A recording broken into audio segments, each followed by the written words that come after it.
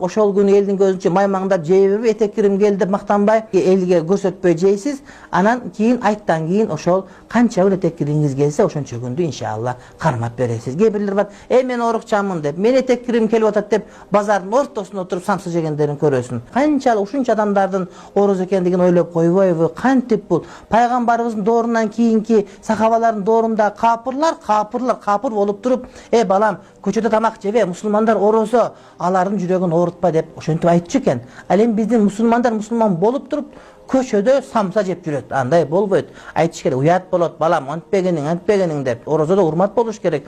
Оорукчан болбасаң уруксат тура, бирок ошону элге көрсөтпөстөн ашканага кирип, бурчукка отуруп, тыпый отуруп жеп албайсың. Элдин бардыгын, адам ашказанын баарын ойготуп жибербестен. Адамда ыйман деген, ыйва деген, уят деген, адеп деген, авир деген, намыс деген, ариет деген нерсе болуш керек.